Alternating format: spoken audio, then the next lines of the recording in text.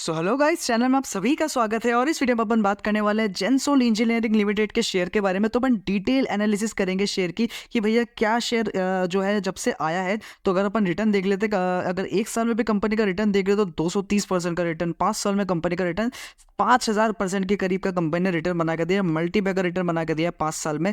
तो क्या ये शेयर अभी भी आगे जाके और अच्छा खासा रिटर्न बना सकता है या नहीं, हाँ या ना? तो ये इसी बात पे अपन चर्चा करेंगे और साथ ही साथ ये भी बात करेंगे कंपनी के जो शेयर होल्डर्स है उनके जो शेयर जो है 63% के करीब जो शेयर प्लेस्ड है। तो क्या अभी भी शेयर में जो है इन्वेस्ट करना चाहिए या नहीं? न्यू इन्वेस्टर्स के लिए शेयर सही है नहीं है? और अगर आपके पास पहले से होल्ड है, क्या इसमें अभी भी होल्ड करना चाहिए नहीं करना चाहिए, इसी पे अपन बात करेंगे। ओके, तो चैनल में अगर आप नए तो चैनल को जरूर सब्सक्राइब करें। आपकी सारी जो कंफ्यूजन है मैं ट्राई करूंगा इस वीडियो में क्लियर करने की। ओके, तो सबसे पहले अपन कंपनी के काम की तरफ बढ़ते हैं।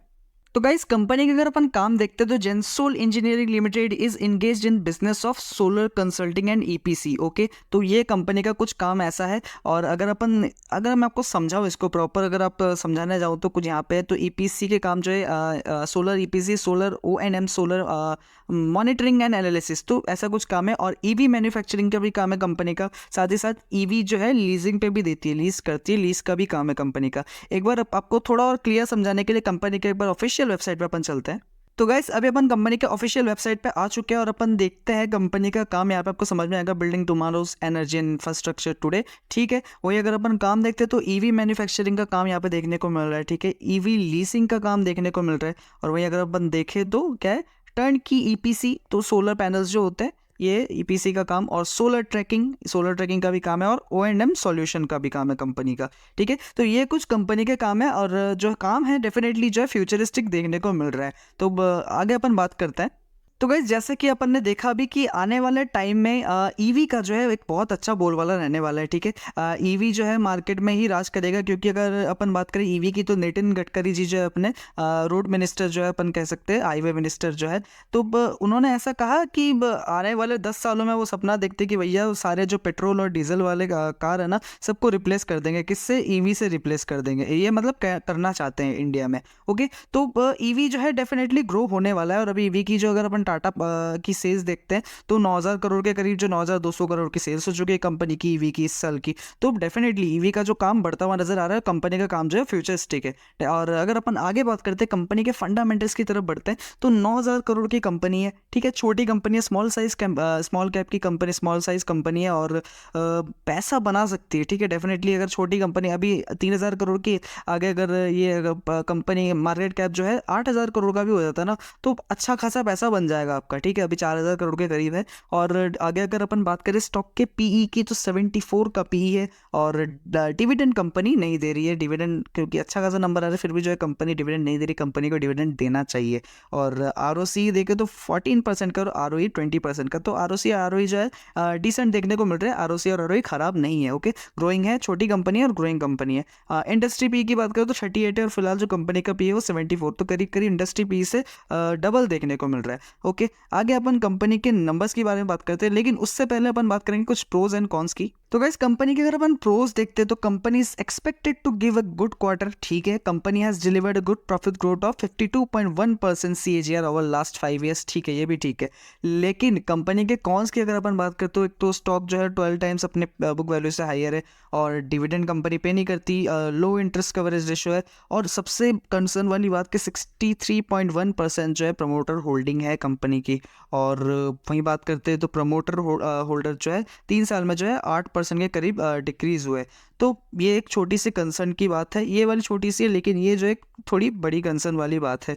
रीज़न ये है कि हर कोई जो है अगर देखता है फंडामेंट एनालिसिस के टाइम पे कि कोई भी कंपनी के अगर स्टॉक जो है अपने जो प्रमोटर होल्डर्स जो थे कंपनी के, अगर वो प्लेस उनके शेयर्स जो है प्लेस करके रखें तो थोड़ा एक विश्वास कम हो जाता है कंपनी में कि क्या ये कंपनी सही है नहीं, आगे जाके क्या मेरे पैसे बनेंगे या मेरे पैसे डूबेंगे। तो ये थोड़ी एक दिक्कत वाली बात हो जाती है, ये बहुत सारे क्वेश्चन आ जाते हैं। तो इसी क्वेश्चन का जो सॉल्यूशन लास्ट में अपन डिसाइड करेंगे कि क्या हो सकता है इसका एक बेटर अल्टरनेटिव प्लान। ओके, आगे अपन बात करते हैं कंपनी के नंबर्स के बारे में। ईयरली अगर अपन कंपनी के कुछ प्रॉफिट एंड लॉस देखते हैं तो सबसे पहले सेल्स की बात करते हैं अपन। 2020 में 81 करोड़ का था, फिर कोविड के टाइम पे थोड़ा गिरा 64, फिर 160, फिर 393 और अभी 963। तो डेफिनेटली बहुत अच्छा जंप देखने को मिल रहा है। ठीक है, अगर अपन पिछले साल से भी कंपेयर करते हैं तो 100% से ज़्यादा का जंप है कंपनी की सेल्स में। और अगर अपन आगे पिछले 5 साल से कंपेयर करते हैं तो बहुत अच्छा, मतलब 10 गुना से ज़्यादा जो है कंपनी का सेल्स बढ़ चुका है। ओके, 5 साल में।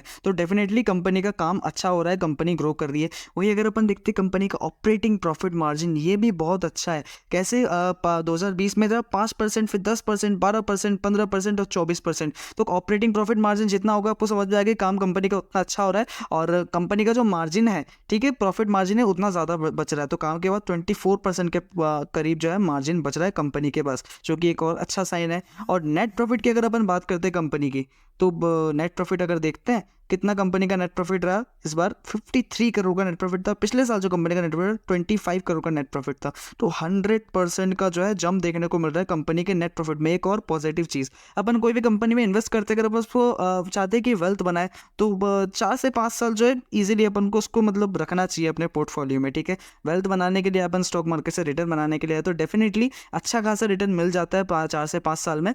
तो बिल्कुल ये जो है एक नॉर्मल टाइम पीरियड जो है आपको रखना चाहिए अगर वेल्थ बनाना है तो। ओके, आगे अपन बात करते हैं। तो गाइज अगर अपन कंपनी के बैलेंस शीट देखते तो कंपनी की रिजर्व्स देखते सबसे पहले तो 288 करोड़ के ही कंपनी के रिजर्व्स है। वहीं अगर बोरोइंग्स देखते कंपनी के तो 1510 करोड़ की कंपनी की बोरोइंग्स है। तो बोरोइंग जो है बहुत ज़्यादा देखने को मिल रही है रिजर्व्स के कंपैरिजन में। तो अगर कोई सडन बोरोइंग जो है कंपनी को पे करनी पड़ जाए तो एक दिक्कत खड़ी हो सकती है कंपनी के लिए। ठीक है, और वही बहुत ज़्यादा, क्योंकि कम है कंपनी के पास रिजर्व और बोरोइंग बहुत ज़्यादा है। लेकिन कंपनी का काम जो है वो अच्छा ग्रो हो रहा है और मुझे लगता है कि कंपनी जो है डेफिनेटली आते धीरे धीरे करके अपनी जो बोरिंग्स है वो पे कर देगी। ठीक है, और वहीं अगर अपन आगे कंपनी के शेयर होल्डिंग पैटर्न देखते हैं, प्रमोटर होल्डिंग अगर गाइज अपन देखें तो कुछ 62%, 62.63% की प्रमोटर होल्डिंग है, जिसमें तो प्लेज ही है।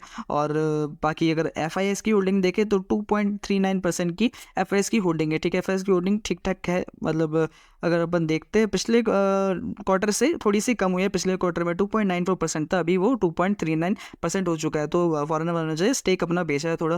वहीं अगर अपन डोमेस्टिक वाले को देखें तो डोमेस्टिक वाले जून में 0.66, फिर 0.75, फिर 0.84 बढ़ा है। लेकिन अभी जो है डोमेस्टिक वालों ने बेचा है माल 0.09% ही सिर्फ डोमेस्टिक इन्वेस्टर्स के पास रह चुकी है और इंस्टीट्यूट्स के पास। और अगर अपन वही देखें तो पब्लिक वालों के पास 34.88% का स्टेक है। ओके, आगे अगर अपन बात करते हैं कंपनी के टेक्निकल एनालिसिस की, तो गैस कंपनी की अगर अपन टेक्निकल चार्ट की बात करें तो बहुत अच्छा एक पैटर्न देखने को मिल रहा है। कैसे, जैसे मान लीजिए आप इस जगह पे देखिए कंपनी यहाँ से ऊपर गई, ठीक है, यहाँ पे एक अच्छा हाई मारा, फिर नीचे आई, लेकिन नीचे आने के बाद लोगों ने यहाँ पे खरीदा, फिर ये ऊपर गए, एक नया हाई मारा, फिर नीचे आए, और नीचे आने के बाद फिर से एक नया हाई मारा। ओके, तो हायर एंड हायर हाई का कंपनी जो है पैटर्न दिखा रही है फिलहाल। और अभी जो हाई मार के आई थी कंपनी यहाँ से कि नीचे आई, नीचे आने के बाद ये थोड़ा सा साइडवेज फेज में दिखाया और जो है फिर से ऊपर जाने की प्लानिंग कर रही है। Okay, company. और वही अगर अपन देखते हैं, अगर अपन डेली टाइम फ्रेम पे भी मैंने जो है चार्ट खोल के रखा है, और वहीं पे अगर मैं आपको एक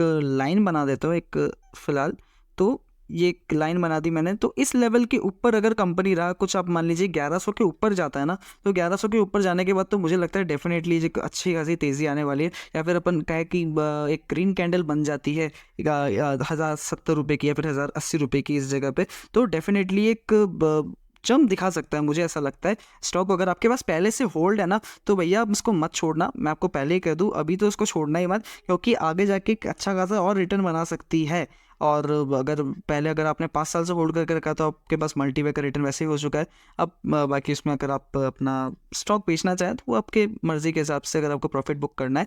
लेकिन अगर अपन बात करते हैं इसको नीचे जाने का, फिलहाल नीचे जाने का तो मुझे ऐसा कुछ नज़र आ नहीं रहा, और ज़्यादातर जो है चांसेस इसके ऊपर जाने के ही है। और आने वाले टाइम पे जो है ईवी का काम है, ईवी का काम है, और सोलर एनर्जी, सोलर पैनल्स जो है आपको हर घर में दिख जाएंगे आने वाले टाइम में। ठीक है, तो कंपनी का काम जो है बहुत अच्छा है। फंडामेंटल देखे तो भी इतना कोई ज़्यादा खास फिलहाल है नहीं। और फिलहाल आगे अपन बात करते हैं इस वीडियो की। तो गाइज अब तक का कंक्लूजन में अगर आपको मैं कहूँ सब कुछ तोल मोल के समेट के, कि 5 साल में कंपनी ने जो है डेफिनेटली एक मल्टी बैगर रिटर्न बना के दे दिया है। ठीक है, और अगर 5 साल में कंपनी रिटर्न बना के दे सकती है तो आगे क्यों नहीं बना सकती, क्या रीज़न है? ओके, क्यों नहीं बना सकती आगे? अगर आपको लगता है कि आगे नहीं बनाएगी कंपनी के जो शेयर होल्डर्स जो है, प्रमोटर होल्डर्स जो है, उनके जो शेयर है प्लेस्ड है पूरे, तो कंपनी रिटर्न नहीं बनाएगी। और अब तक कंपनी ने जो रिटर्न बना के दिया है उसका क्या? ठीक है, जो कंपनी अभी तक रिटर्न बना के दे सकती है वो आगे भी डेफिनेटली आपको रिटर्न बना के दे सकती है। और अभी जो एक अच्छा एंट्री का मौका है। और अगर अपन फिलहाल देखें कंपनी को, अगर उसके हाई से कितनी गिरी हुई है कंपनी, अभी अपने हाई से जो है करीब करीब 20% गिरी हुई है फिलहाल भी अभी तक। ठीक है, और जो मैंने आपको लेवल बताया कि 1100 रुपये का अगर ऊपर जाता है तो डेफिनेटली एक रन देखने को मिलेगा, एक अच्छा खासा भाग सकती है कंपनी। और अगर आपके पास पहले से होल्ड है, आपने इस लेवल पे अगर खरीदा हो, अगर अपन देखें तो ये करीब 800 रुपये के लेवल पे या फिर 900 रुपये के लेवल पे खरीद के रखा है, तो डेफिनेटली आप इसको होल्ड कर सकते हो थोड़ा लॉन्ग टर्म के लिए। ठीक है, और अगर आपको नई एंट्री चाहिए तो और आपको ये डर लग रहा है कि भैया शेयर जो है प्लेस्ड है प्रमोटर्स के, आगे क्या होगा क्या नहीं होगा, तो वो मैं कहूँगा, और लेकिन आपको जो है इसमें एंट्री भी लेनी है, तो ऐसा कहूँगा मैं आपको कि बहुत ज़्यादा पैसा तो ना लगाएं। ठीक है, जितना आप सोच रहे हैं ऐसा लगाएं जितना आप रिस्क ले सकते हैं इस कंपनी में। ओके, और कंपनी का काम जो है फ्यूचरिस्टिक है, तो डेफिनेटली काम आपको रिटर्न मतलब मिलना तो चाहिए। मुझे ऐसा लगता है रिटर्न मिलेगा। ओके, तो होल्ड किया हुआ है आपने, तो होल्ड करके बने रहिए। अगर नई एंट्री चाहिए तो अपने हाई से जो है 20% नीचे एक अच्छे खासे लेवल में मिल रहा है, तो आप उसमें एंट्री का भी सोच सकते हो। ओके, तो फिलहाल इस वीडियो के लिए इतना ही। चैनल में अगर आप नए तो चैनल को जरूर सब्सक्राइब करें। तब तक के लिए बाय बाय।